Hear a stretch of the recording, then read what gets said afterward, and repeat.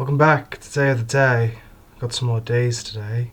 It's generally the nature of the thing, isn't it? Let's start from the top and work our way down. We haven't done that in a while. National Good Samaritans Day. A thing that mostly comes from a Bible story, I believe. I don't know.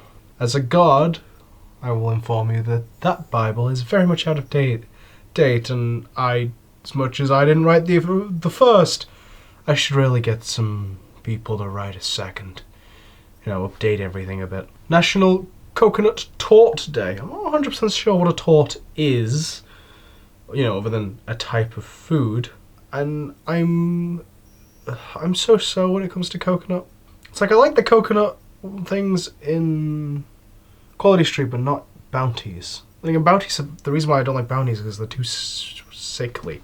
They're very sweet and sticky, and they're not pleasant. Where the coconut filling in Quality Street is actually quite nice. National Earmuff Day. Those things you put on your head to keep your ears warm when it's cold. I mean, I suppose they serve their purpose, don't they? Or I guess, I don't know, are the noise projector ones also called earmuffs? I don't know, let me know. National Jewel Day, which is oddly non-specific. You'd think they'd specify a jewel or jewellery or something, but no, just jewel. Just jewel. I guess it could be someone named Jewel. If you're naming someone Jewel and spelling it like a jewel, then that's not a good start. National Canine Veterans Day. On one hand, wow, veterans. On the other hand, I'm not the biggest fan of dogs. I don't know if that's come up on this series yet. Yeah, I've basically grown up with a fear of dogs. No real reason for it. I haven't had any traumatic experience or anything. It's just not a fan of dogs for the most part. There are a few breeds that I like, or a few specific dogs that I've gotten used to because, they're owned by family or friends. But for the most part, not a big fan. National Open an Umbrella Indoors Day. Something that would freak out anyone who believes in superstition. But I'm just too lazy to go get an umbrella and bring it up into this room just for that one bit. And also, low ceilings. Or, the alternative was to take the camera down, but that's also far too much effort. I don't care that much. I just want to go back to carry on, catching up with my hero. And finally, a relative day. Because normally the relative days are at the bottom, but which is why I said I've not been going down the list. This one's a weird one, though. Because it's the first Friday the 13th of the year. Apparently. I don't pay attention to Friday the 13th. And again, it's another one of those superstition things, and I don't really follow superstitions that much. I'm really OCD and I don't follow superstitions, I'll thought about. But it's National Blame Someone Else Day. And I don't know about you, but I'm very critical. So I'm very good at blaming other people. I'm also very good at blaming myself for shit, but I'm very good at blaming other people. I make a lot of mistakes, but so do a lot of other people. We all fuck up. We all make terrible decisions. People fucking up is why we're in this mess. People not handling health properly is how the virus that apparently YouTube doesn't like you naming got spread.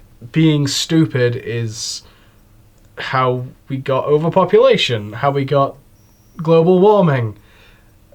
Most problems stem from someone being stupid. And likelihood is the problem isn't your fault. We have a habit as humans to overthink. And we very much have a habit of over-blaming. And some of us very much have the habit of being too self-critical. I have it just as much as everyone else. Well, maybe not just as much as everyone else. But I am also very self-critical. But I'm quite a critical thinker, which is a different use of the word critical. I'm a logical thinker. I'm also a surrealist. I'm a realist and a surrealist. That's my two frames of logic.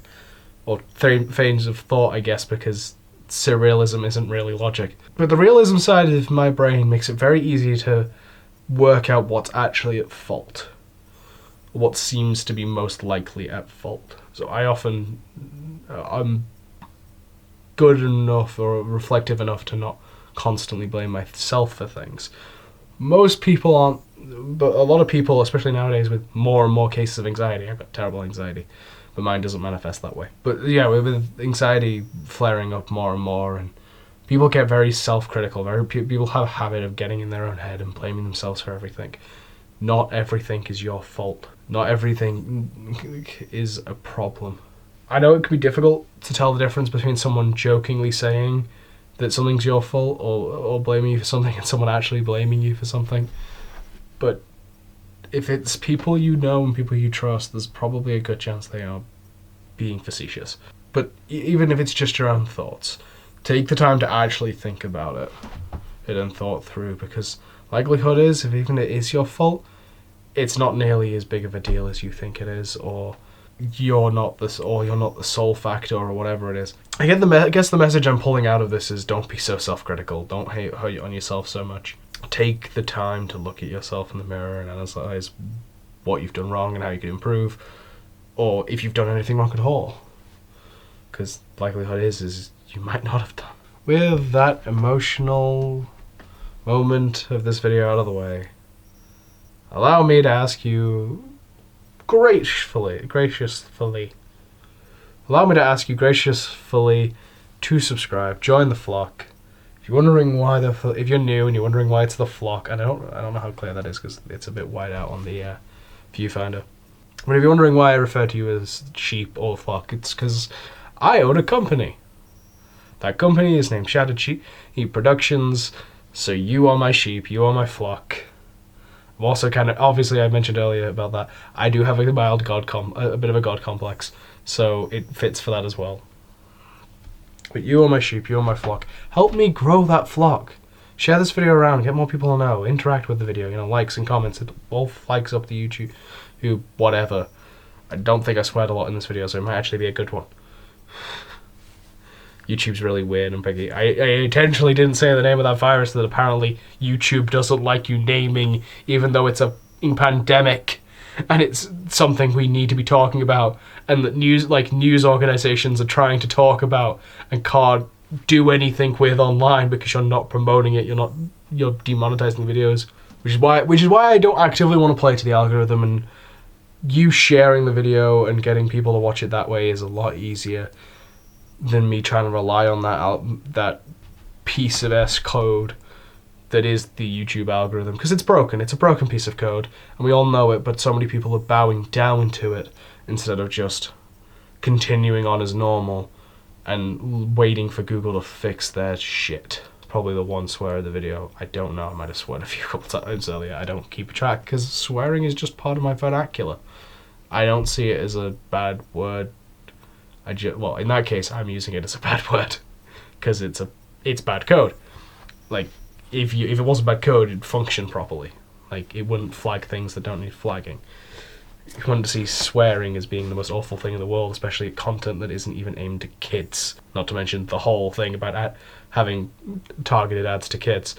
Basically, YouTube's a mess, and because YouTube's a mess, I can't rely on YouTube to promote me. So I'm asking you graciously to promote me in their stead, because you are a lot more competent than Google. Yeah, there we go. That's a good way of pressing people for sharing this video, to share this video. Do you want to prove that you are more competent than Google's code? Share this video. Help me get more people to see this video, because Google can't seem to do that. There you go. There's a message for you. And of course, embrace the chaos, embrace the madness of the world, and help me change the goddamn world, and put that into place yourself. However you can, be better to people, be better to the environment, whatever it is. But if you can do something to make the world a better place, that's always the right choice. And I will see you tomorrow. Ta-ra.